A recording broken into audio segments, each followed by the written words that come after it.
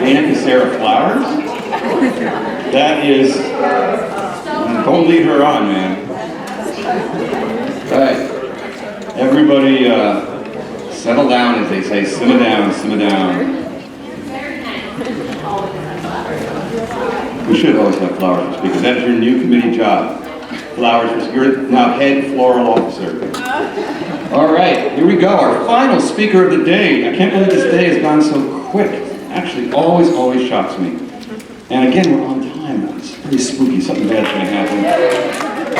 Anyway, our final speaker today is a hometown favorite and an amazing person. Don't tell her I actually said that. If you don't know Dana Cassara, then you should. If you do know Dana, then maybe there's a few things that you don't know. Dana is a wonderful cook. She nails any of the pork products. And yes, she chose a chicken banh mi. I'm still confused. And she makes a mean bruschetta. Dana has an intensely green thumb, both indoors and outdoors. Dana hails originally from Eugene, Oregon. Dana is a traveler and a citizen of the world. Dana loves puzzles. Every New Year's Day, Dana makes a collage and reads obituaries. She may even make collages out of obituaries. Dana is an amazing craftsperson and a wonderful teacher. I performed the wedding of Dana and her husband, Jeffrey Barker. No, Jerry. Call yourself what you want. You were Bruce when I married you.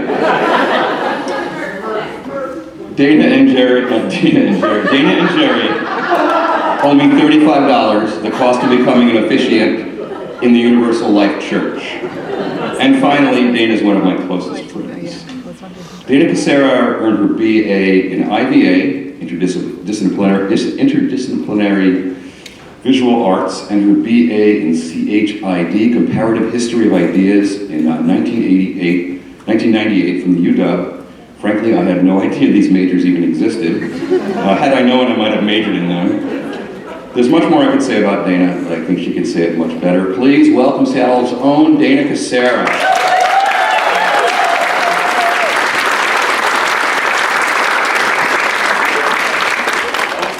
Sorry, I just had to get this off. I had to take the picture from the...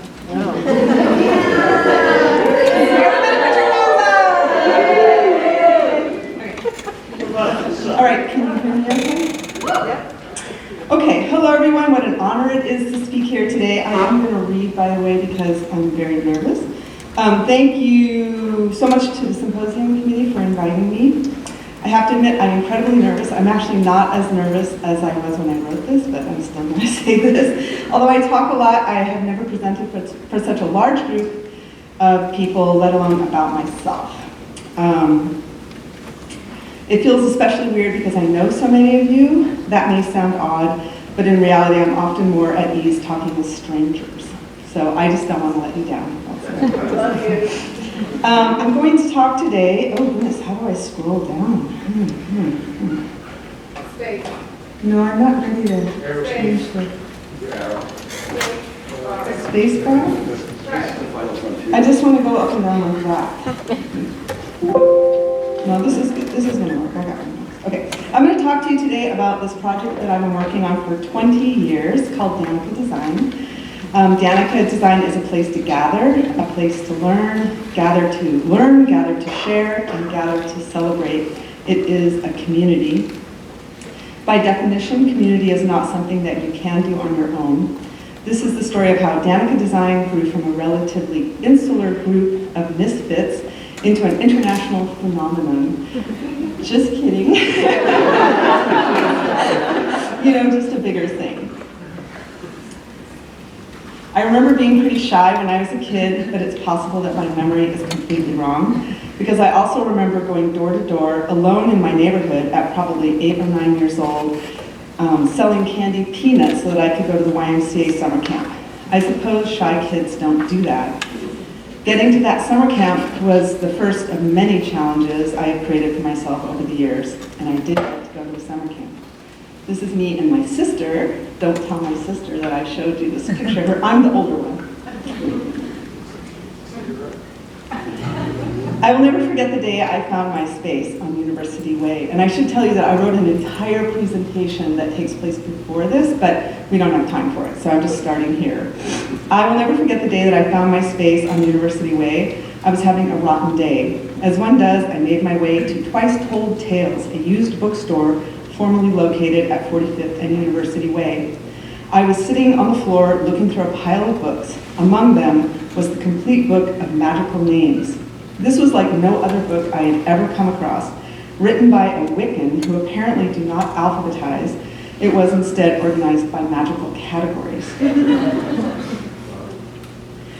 Anyhow, of course I was looking for my name. There was nothing to do except turn pages. I found all of my friends' names. I found my sister and my mom's name, my aunt, my uncle, the gal that worked down at the coffee shop, but I could not find my name.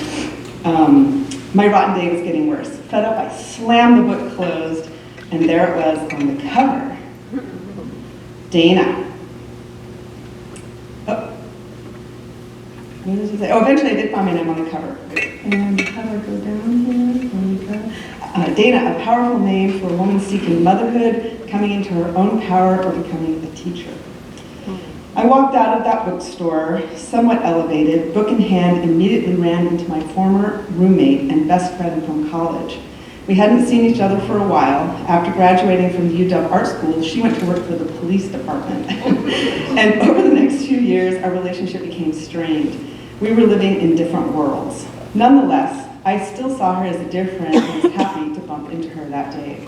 Me, hey, how you doing? Haven't seen you for a while. Her, yeah, I feel like we don't have anything to say to each other. She was blunt and matter-of-fact. She always had been. She made it clear our friendship had run its course. With little discussion, we parted ways, and I was stunned and totally in the dumps again. I lived on a quiet, tree-lined street with family homes 2 blocks west of University Way at Ravenna. Under normal circumstances, I would ditch the congested Ave for my quiet street, but I wasn't thinking. I was genuinely broken up about the sudden loss of my friend. Instead, I mindlessly wandered up the Ave, quietly crying with a snotty nose. At this point in my life, I'm living in a big house with 4 other women. I'm teaching a couple classes at North Seattle Community College and a series of workshops in the basement of my shared house. I'd been looking for an alternative studio space, especially after that really tall lady got sloppy with the torch, threatening to ignite my colorful paper ceiling. But money was tight, really tight. And there it was, a really crappy looking building with a for rent sign in the window. I thought maybe I could afford it. It was really, really crappy. I wiped my eyes to get a better look. There was a guy on the sidewalk nearby working on something. I asked if he knew anything about that place for rent. He said he didn't, but that he was renting the building next door, and his space was a lot nicer than this other space. Built in 1896, the building had seen better days. Part of the ceiling was falling in, back windows were broken out, and the floor, oh my God, the floor. But it had lots of light, cross ventilation, and the rent was so cheap, I thought I could supplement by selling plasma. I never had to do that. So these are pictures after I rented the building. I asked Sadat, my optimistic third-world friend and former employer, to come take a look. After careful consideration, he said, "You can do it." We went next door. He negotiated 3 months of free rent for improvements and promised the landlord a good game of backgammon. I signed a 1-year lease in July of 2003. Sadat has yet to make good on that promise. So these are photos after I painted the building. Remembering events like this remind me that relatively small choices along the way can lead to big changes, and bad days can improve on a dime. You just never know what's around the corner. I'm a big proponent of taking a different route whenever possible. Building out the space was an exhilarating experience. I had help from many friends and friends of friends. Dane from Hardwick's was my Uncle Google. I learned how to drywall, glaze windows, and even some electrical from him. I was there almost daily. Boeing surplus was my go-to for everything else. It was the metal embedded in the casters on chairs from Boeing surplus that destroyed my first floor paint job. And many of you, of course, remember Hardwick's. Oh. I established the studio because I needed a better place to work. I also knew other people needed a place to work, and thus my business model was born.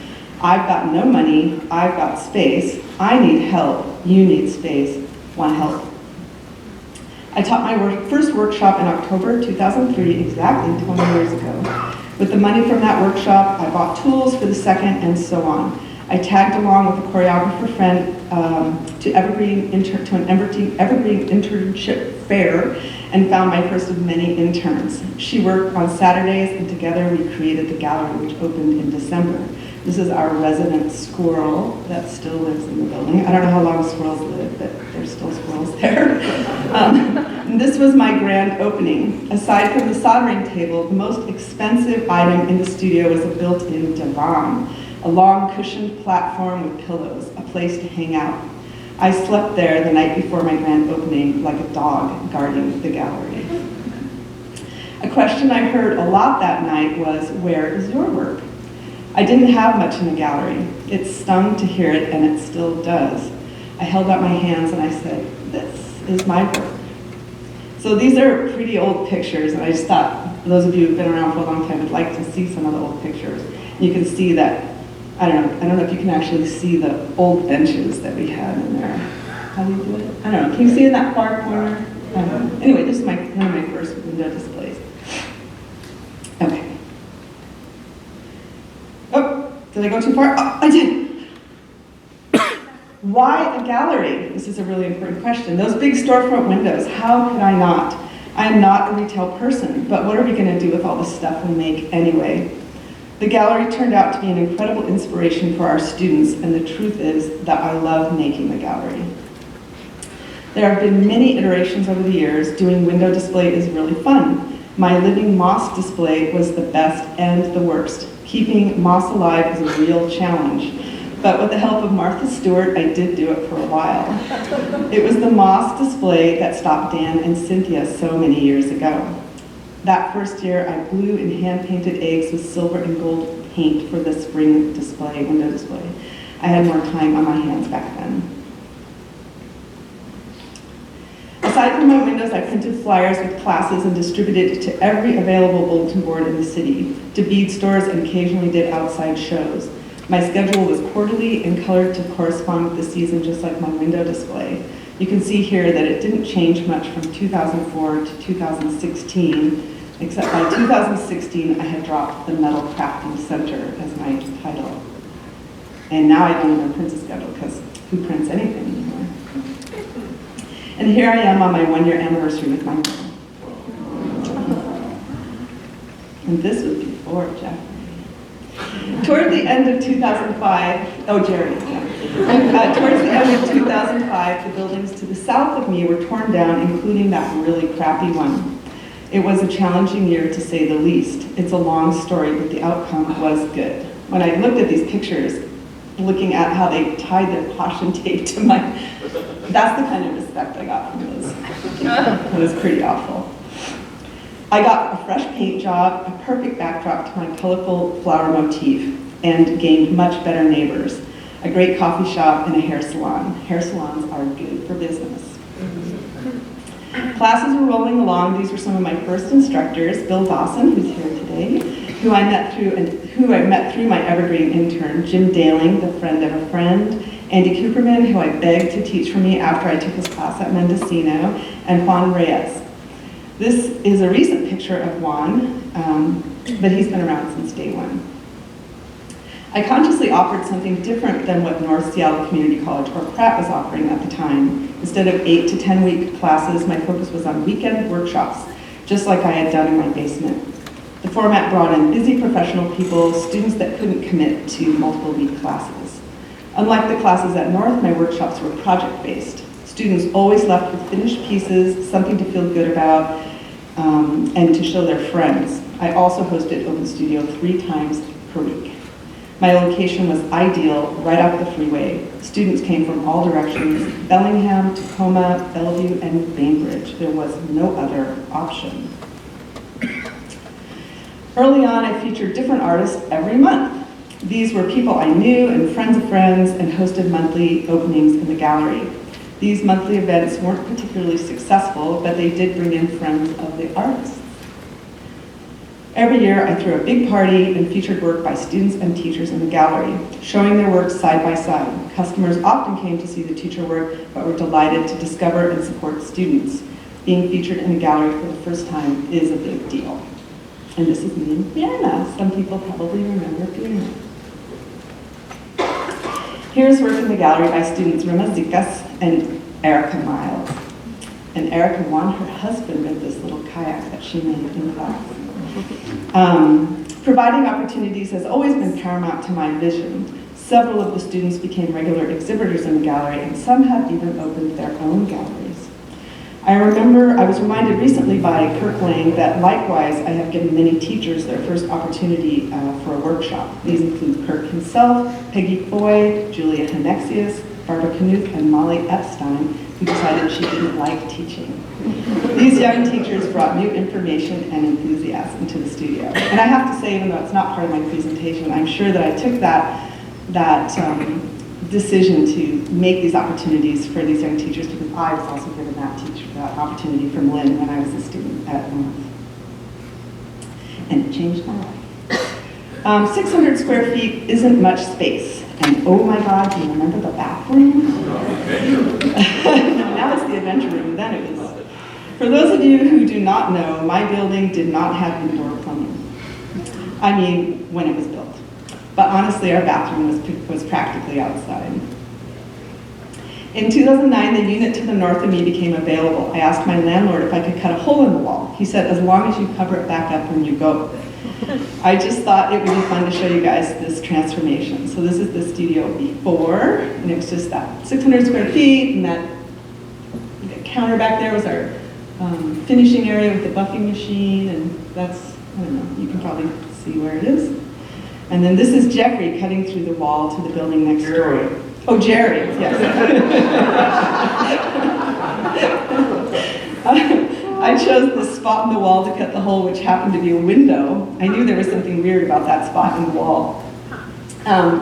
It turned out that the building next door was literally nailed to my building, which was the first building on the block. You can actually see between the buildings until we put in that wooden siding. So, and I didn't realize that the floor dropped, so that was a big issue. Jeffrey thought the long, skinny hall was useless space. Of course, many of you now know this as the green tool wall. The back sink area, this was Jeffrey's experiment with coloring concrete, which we will be doing tomorrow in class. And of course, the big round table room, which isn't there anymore, but that table has seen a lot of use over the years, not just for the SMG, but for us, of course. It was a huge improvement. But there are always some challenges when running a business. Okay, how do I play it now? How do I play the video? Just hover on it. Hover on it? Yeah. As a PC, right?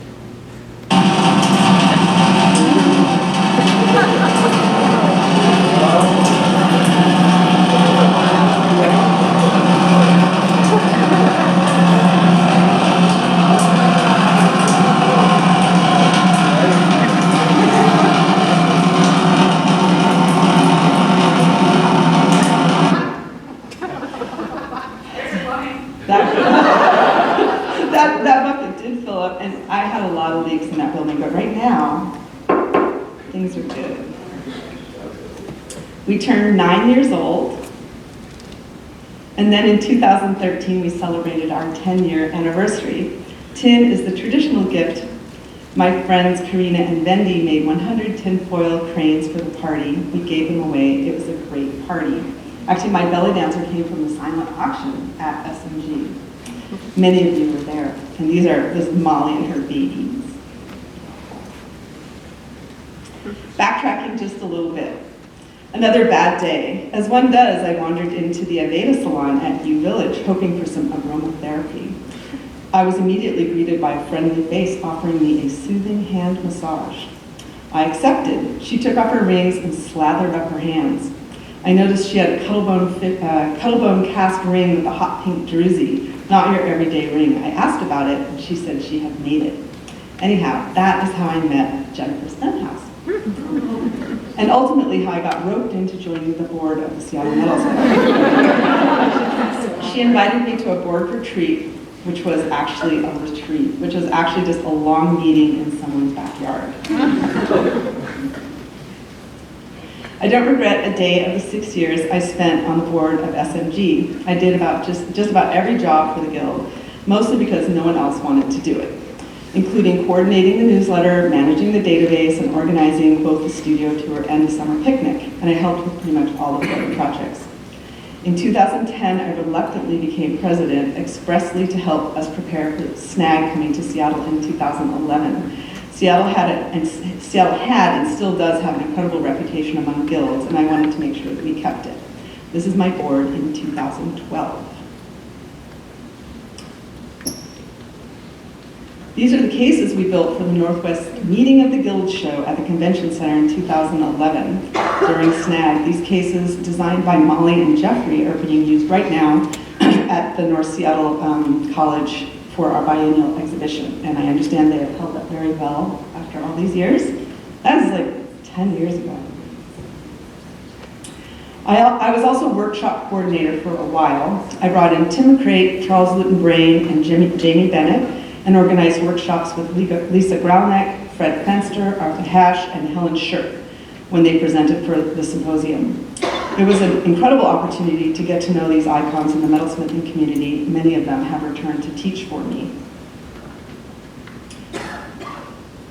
SMG has also been a good resource for exhibition opportunities through the biennial, which is open to all members, and special exhibitions like the Wawona Wood Project. This is wood from a 100-year-old ship salvaged and transformed into an incredible work of art by John Brody. These are the 3 pieces I made from the leftover scraps I was given, and the leftover scraps are also shown right here in the center. And links. My links were a homage to my family history. My father was a swimming pool builder, represented by the kidney pool shapes, and my mother is Danish, represented by the Danish modern styling. Volunteering for SMG opened up my world. I met a lot of people and made some great friends. I was going to put a slide in here with a QR code so you guys can go to the volunteer page of SMG. Because it really was a positive experience. It was stressful in some ways and a lot of work, but it really was a positive experience. So I encourage everyone to volunteer in some capacity. And because no one wanted to organize it or host it, I took over the jewelry, tool, and supply swap meet. And I promise that we will have a swap meet soon. Because it's really fun. At some point, I let go of the monthly openings and started hosting a spring event featuring the people who held Danica Design together. Employees, members, monitors, and regular volunteers in a big show we called The House Rules. We decided to establish a scholarship alongside this to give others the opportunity to experience what we do.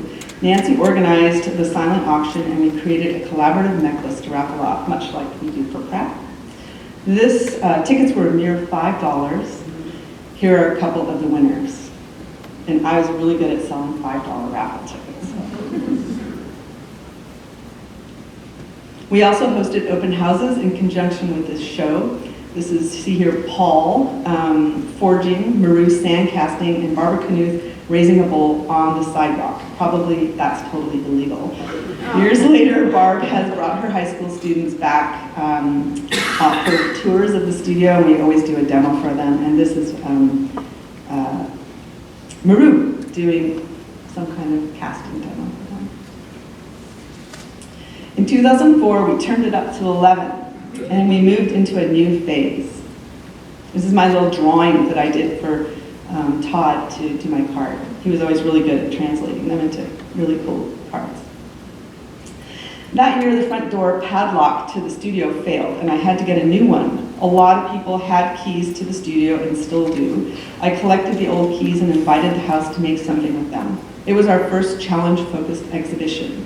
Here you see the original key on the left and some of their transformations. This is my piece, the keyring collar. In 2016, we turned 13. And studio monitor Tegan Wallace turned 40. She decided to clean out her toolbox, creating the Bits and Bobs show. It was fun to see what everyone did with the pieces she donated to the challenge. You can see the hinge spoon bowl in the top left up there became the kettle in the tub in Cassie's neck piece, which is very cool, which I bought. And these are some of the other pieces. I turned Tegan's chasing sample into the slime mold brooch with silicone and reindeer moss. Fungus and moss reappeared years later in my Fairy Cup fungus series. In 2017, the house show became a fundraiser for the ACLU with May Day as the theme. I left the theme open to interpretation, so we did have a lot of flowers. But we also had political pieces including Nancy Homp's Pussy Hat pin, June Cream's Black Lives Matters pins, and My Canary in a Coal Mine. We raised a good chunk of money that day. And so this is, what, 2000, what did I say it was? 17. Things are getting kind of scary politically. In 2018, we celebrated 15 years. It was a crystal ball, crystal being the traditional gift for 15 years. We disassembled the soldering table and moved all of the tanks, turning the tiled area underneath them into a dance floor. I had a blast. That same year, the house tried a different type of challenge. Something that one of our members really wanted to do was tiaras. So when I heard Aaron say he made a tiara, I was like, oh, well. We spread the word locally and ended up with a fantastic show that included some of our teachers. I'm not going to give you time to read all this, but it was a good concept. Here we are preparing for the exhibition. You can see everybody's pretty into it. It's kind of like, preparing for a big event, because it was a big event, And here are some of the tiaras.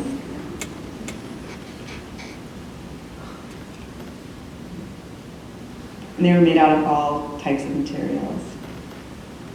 Friends and students were our models. Did I mention that we had a catwalk? Did I forget that part? We all had problems, Yeah, so it was a big event, and it was super fun.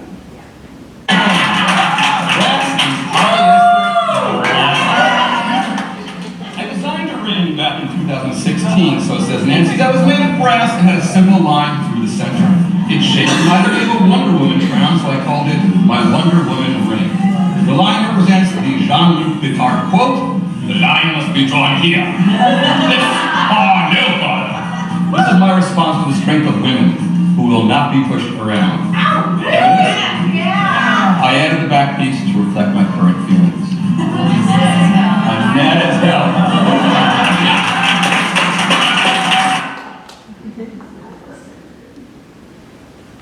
And of course, we had a live catwalk. Andy was our MC. It was a riot. I think we might have live streamed it, actually. The silver heads in the front window were a big hit. This exhibition traveled to ECU, where the one and only tiara sold. Jeffrey's Sharky McHeadache. This is Andy's piece, super beautiful. And it was really fun painting all the heads. That same year, someone put a call out on Instagram, the 2018 earring challenge, 1 pair of earrings per week for a full year. I took the challenge and gave myself 3 criteria. They had to be lightweight, use the existing materials that I had, and be interesting. This was the most time I had spent at my bench ever. I chose slotted joints as my first technique with lots of iterations, culminating in the sharps and rockets. Having these projects gave me focus. Have I mentioned that I lack focus? I've come to learn this is why making jewelry is so important for me. It is small and requires a great deal of attention. Making jewelry for me is therapeutic. Nothing can hold my attention quite like it.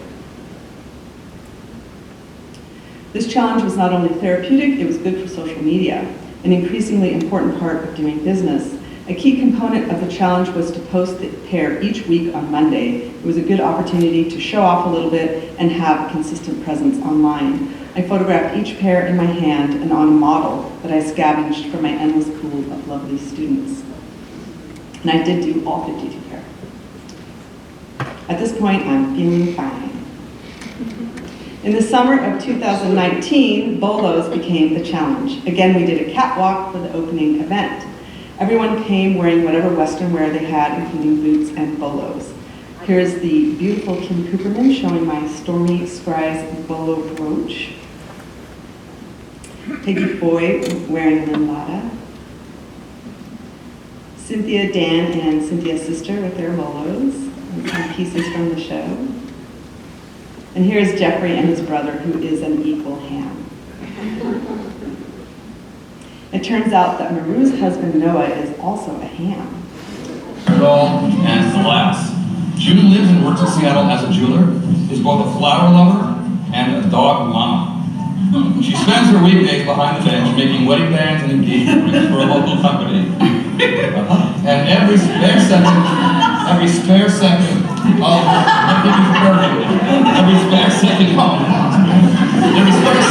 free time thinking about it.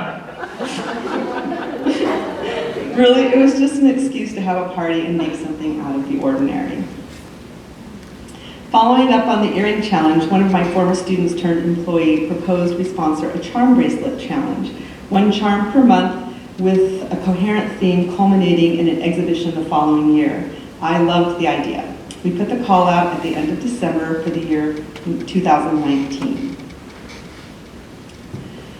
And it was, as it is with such challenges, lots of people start and not too many make it to the finish line, and some of them do everything in the last week. Nonetheless, it did produce an interesting show. And these are mostly local people on this page. And then I failed to put everybody's name in these, but it was a great show. It's beautiful pieces. And we even had a piece from overseas. We had an excellent variety of submissions. Themes included space, the color red, hand-engraved silver coins, and the worst intersections in Seattle. This was the first time we hosted a show with people I had never met before, including an artist from overseas, because it was a call that we put out online. I chose a wearable feast for my theme and used the project to demonstrate a wide range of techniques, all possible to learn at Danica Design. Making these little miniatures was a ton of fun. What makes the watermelon a watermelon, and what makes a lemon a lemon. I posted some process shots and photographed them in their natural environments whenever possible. We opened Charmed in February 2020. At this point, my business was genuinely gaining momentum. A write-up in Lapidary Journal felt like a real accomplishment. Paid contracts, next year.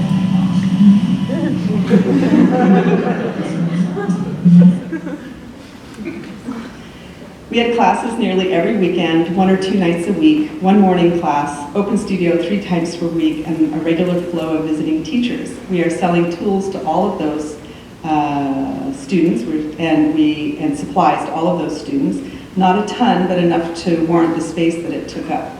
The gallery, on the other hand, was not generating income.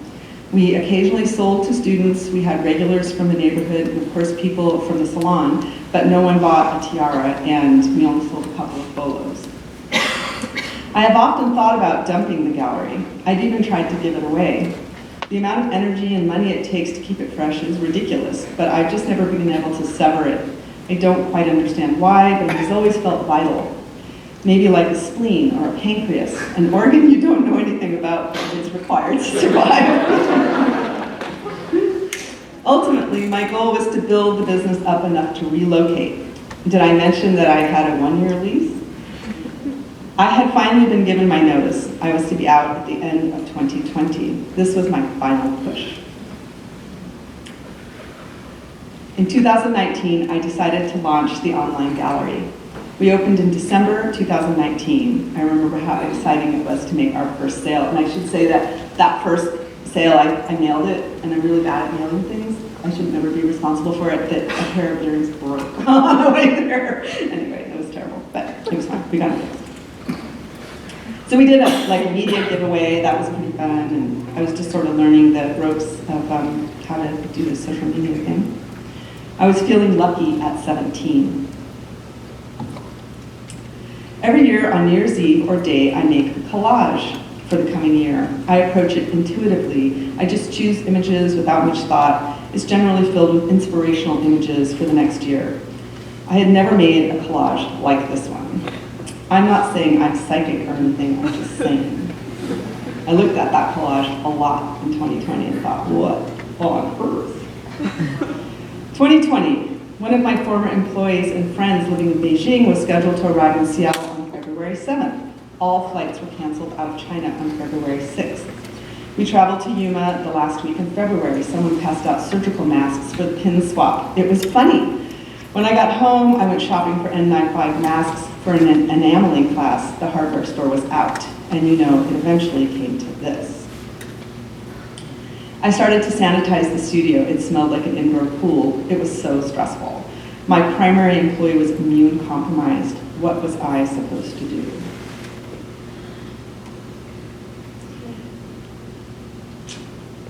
One afternoon in early March, a few days before the lockdown, I was sitting around with a studio member and an employee 6 feet apart. This was our evidence that we were 6 feet apart. I was trying to decide if I should shutter the studio and searching for ways to keep our community connected and to keep spirits lifted. Frankly, I was also brainstorming ways to stay in business, and a light bulb went off. A local pottery studio, Saltstone Ceramics, had been hosting a virtual event called Mug Madness. I had discovered it a year earlier and thought to myself, that would be fun with jewelry. The thought was a seed, and it sprouted that afternoon in early March. After a bit of discussion, I chose rings because at the time I couldn't offer enough ring workshops to meet the demand. This turned out to be a good bet. We came up with a name, made the rules, decided on a prize, and set the schedule. That week, I shuttered the studio using every available baggie to wrap up the gallery. It was eye-opening to see that it all fit into one large plastic tub. Clara volunteered to make a graphic announcement and set up the brackets. We needed 64 people to play. We crossed our fingers and put out the call in late March. Online and in an email, I asked people to share. The call to artists read, do you have a little extra time on your hands? Or need a distraction from our current global crisis? Or just need to get away from your computer screen? A small team at Danica Design has created a challenge for you, well actually a competition with a cash prize. Looking for a balanced jury, I asked Andy Cooperman, an accomplished studio jeweler and my good friend, and Annika Schmolovitz, an incredible jeweler and university professor and a really nice person, to be my jurors. Andy not only lent his name recognition to the project, he contributed Ring Smackdown, an alternate title, a big hit and now inseparable from the project. The response to our call was staggering. We received 128 entries, twice the entries needed to compete from the United States, Canada, and one from Turkey. The 2 weeks that the 64 rings arrived to my house was incredible.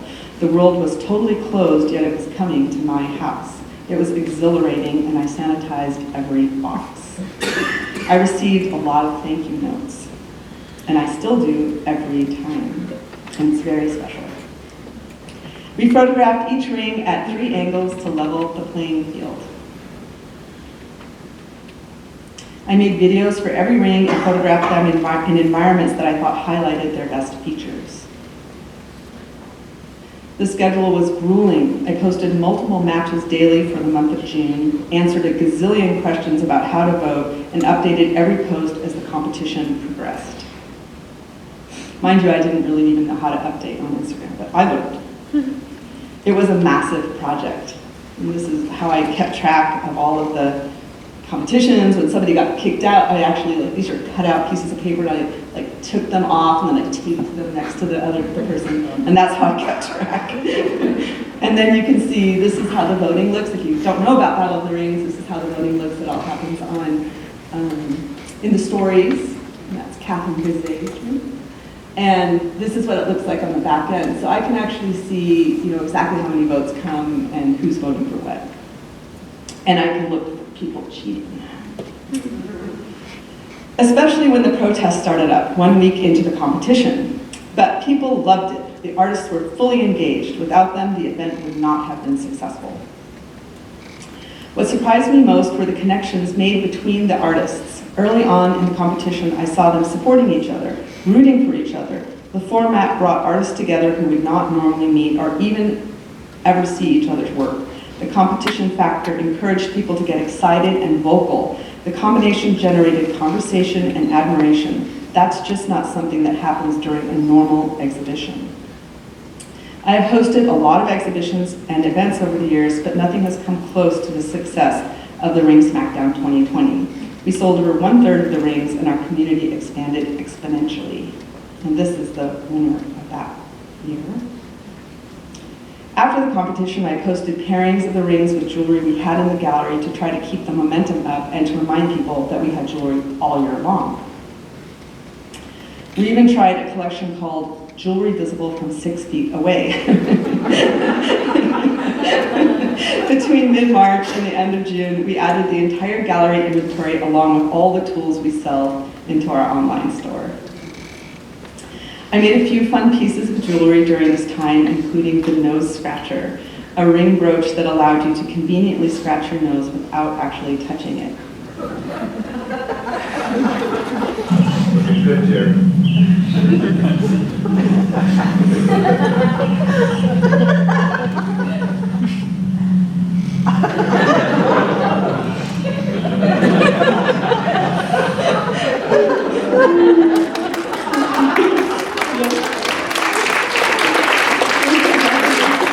He wasn't a bad guy to be stuck with during the pandemic. Meanwhile, I put together toolkits with the intention of designing online classes to accompany them. We hosted a few online classes with one of our local instructors, but few of our local teachers were up for the task.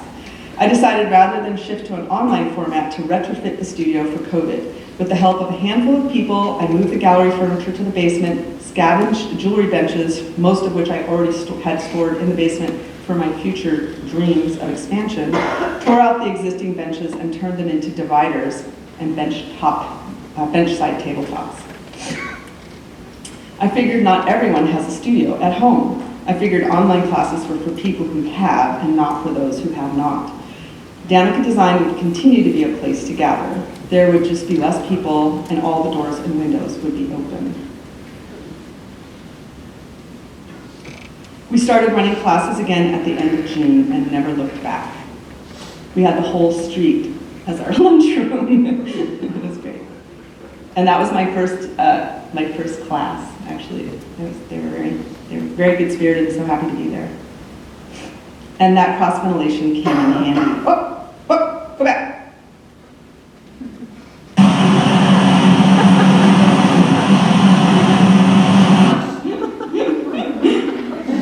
In August of 2020, we presented the Yukata Jewelry Show, a collaboration between Okan Arts, a purveyor of Japanese cottons for quilters, and Danica Design. Okan Arts contributed 20 pieces of fabric. The challenge for this show was to create work inspired by or incorporating a selected piece of fabric. These are a few of the pieces. This show was originally on the books for spring of 2020 and became our second online exhibition. My fabric featured big butterflies and inspired my hopeful butterfly hoops, made from sterling silver, gold fill, and fine silver to mimic the colors in the fabric. That same year, we hosted a second juried exhibition titled State Meant, featuring jewelry that had something to say. This was a fundraiser for whatever organization the artist chose to support. Shown here is one of my pieces titled An Eerie Silence. That year we had terrible fires in the Pacific Northwest, resulting in a red sun for days on end. I made this in support of the Audubon Society. This show was also a competition of sorts. I actually can't remember how we ran it, but I remember that Nancy Bonham won with her incredible postal box necklace. If you remember, the U.S. Postal Service was at serious risk of being privatized at this time. And Maru Almeida is wearing her brooch today. My second piece for that show was Lacey Collar in memory of Ruth Bader Ginsburg in support of Planned Parenthood. Shown here is some of my ephemera. Just stay focused was a quote that I heard from Joe Biden. And I kept it on my bench all the time. And in January 2021, we hosted the first of several Zoom jewelry trivia nights. And this was in lieu of our anniversary party, actually, because we couldn't gather still. Zoom jewelry trivia nights. Again, Andy Cooperman was on board as our MC. Together we generated all sorts of trivia questions designed to entertain and educate. Jewelers joined us from across the country. Melissa Cameron even joined us from Australia at least once. Of course, it was a blast. I made medals for the team with the winning name, Earth, Wind, and Fire Scale. Jewelry trivia lives on as a component of the annual COMA conference in Colorado. And one of my students was on this winning team, and she wears her pin to class regularly. After nearly 2 years of showing work to customers out of a plastic tub, I decided to rent a little space in the building where I have my personal bench, my secret studio. I opened it in November 2021 as a speakeasy gallery with a secret password and everything. Many businesses were getting broken into at this time. I didn't want to put my studio mates at risk, so I made it a private club. I think this business model could have worked better for someone else. I'm just not very good at mystery and intrigue. But it is a beautiful space, and we have had quite a few fun events over the past couple years. A feature of the space is a map file that Jeffrey and I turned into a giant jewelry box. Our first show in the space was a show of gratitude, another juried exhibition and fundraiser. My piece for the show was a forget-me-not locket, an orb-shaped locket encrusted with tiny hand-painted forget-me-not flowers. I made this in memory of my good friend Todd Hughes, who had passed away that summer. My donation beneficiary was KEXP, our local alternative radio station.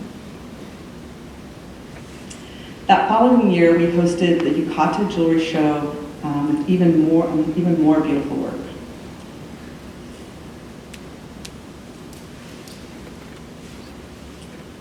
My piece for this show was the chrysanthemum brooch.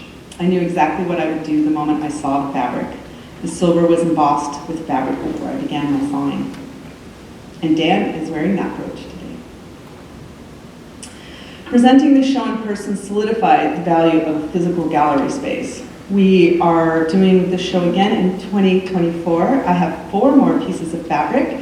If anybody is interested in participating, let me know.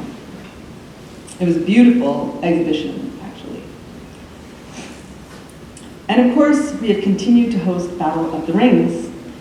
And everyone who came to see the show agrees. And the rings are so much better in person.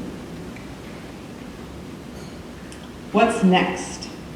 That is an excellent question. For the first time in 20 years, I am not sure. Despite my success story, the pandemic has been really tough on a lot of levels. I could say a lot more about this, but I don't want to get the hook. But this is, Up there. what's that? The hook's up there. This is what I do know. We will host the Ring Smackdown 2024. The deadline is earlier this year, so you should start thinking about it now. I put the call out yesterday, or day before yesterday, and it's clearly going to be big again in 2024. We will continue offering excellent workshops. There is still a spot in Michael's workshop tomorrow. And I hope my incredible students will keep coming. I will continue taking a different route whenever possible in my compulsive hunt for a space where the workshop and gallery can be reunited. I should probably also mention here that despite my 1-year notice, I still have my shop on University Way. Crazy, I know, and I'll probably be able to have it until it falls down, which could happen sooner than later. And if you look closely, you'll see I'm still making jewelry, including collaborative work. And this is a recent piece that I did with Cynthia, and then this is an older piece that I don't think I ever showed anybody, but She's a wonderful person to work with, of course. She's so amazing. And I do custom work. And then I added this slide last minute because my most recent project is Tuesday night knitting circle at Fair Isle Brewing. And it's really fun if you like to knit or crochet or cross stitch or just talk. We go there every Tuesday night around 6 o'clock, and we have expert knitters, so if you're not very good at it, somebody can help you, and it's just really, I don't know, it's really fun. So The food truck. there's a food truck. Yeah, there's a food truck. Well, sometimes we just eat pretzels. I don't know. We just make pretzels sometimes. But yeah, there's some food, and it's a really good time. You gotta be 21, that's all I can say. Okay, and finally, my thank yous. Over the years, I've had countless people help in big and small ways. I mean, countless. But I just want to call out a few in particular. Sadat Usal for helping me secure my first space, providing delicious food for nearly all of our events, and most importantly, for teaching me how to ask for help. Dina Balian for accepting keys to my shop after meeting me once and opening the gallery every Saturday for years after that. She was also instrumental in keeping our online presence relevant and attractive for quite a long time. Kristen Hummel and Maru Almeida, who worked tirelessly through the pandemic. I would not have been able to get through it without them. And Kristen is a longtime employee. She's moved on, and so it's been a harder year without her, but now I have somebody else working for me. I took her slide out because I was running short on time, but Vicky Zomanu is helping me now, and Maru is still helping me, even though she knows it's a bad idea and she should do something else. But I'm so thankful that she helps me still. And these three guys, Andy Cooperman, who you all know, Todd Hughes, and my husband, Jeffrey. Together, they are the perfect man.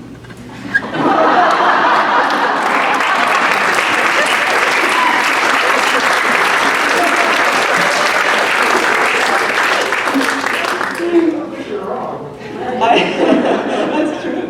And actually, that was the day that we went to see the viaduct. And it was like just before the viaduct came down, we went to West Seattle and we drove out there. It was really fun.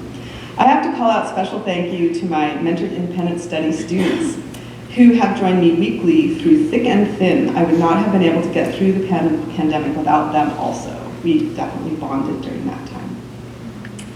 And of course, to my mom. Yeah. And of course, thank you.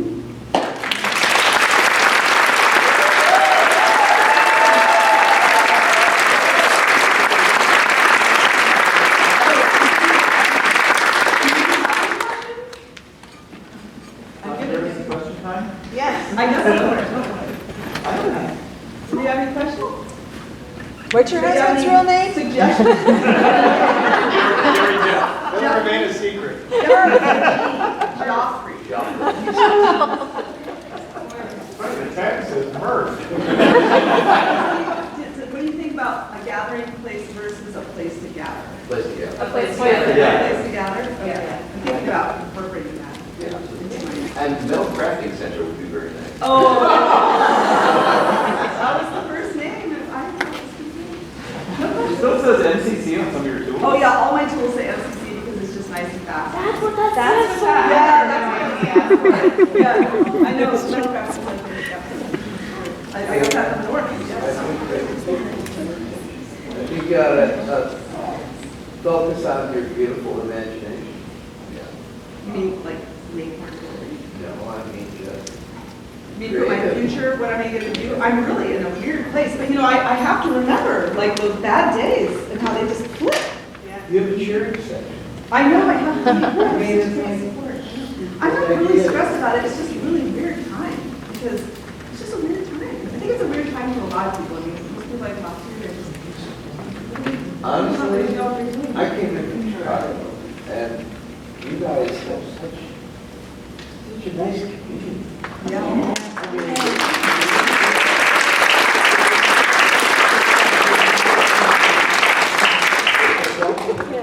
Oh, I don't know.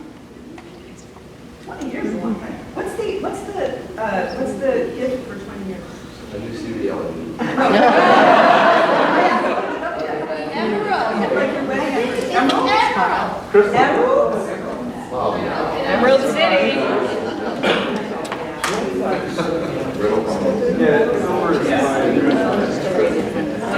Okay, so no questions or comments or suggestions? Thank you. Yay, Dana. Have a suggestion, always email me at dana@danadesign.com. Another tiara show. I know, we have heard that again. Another tiara? Yeah, And tiaras. nothing is simple. They were a great show. They traveled to ECU. What's that, porcelain? Oh, for 20 years? Well, that's much better than emerald. We were adorable. Porcelain. Yeah, it's porcelain or china. Yeah, I think you maybe are thinking about those.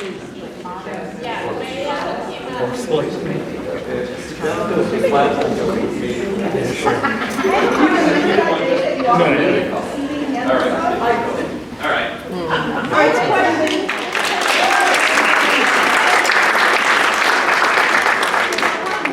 When is your 20th year anniversary party? Well, whenever the SMG is not having an oral exchange, I usually, either I pick it first, I just don't want to do it. It's so hard now because there's so many things going on in December now.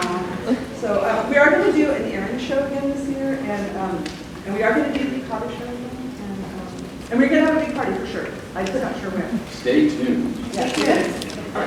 So before we end, there's a good floor story. That floor was horrible, and there were holes about this big. Oh. And a big bowl of Tootsie Rolls, and for some reason my wife cooked the Tootsie Roll like this, and it went straight down the floor. Everybody, that was the rest of the evening. Everybody's trying to get Tootsie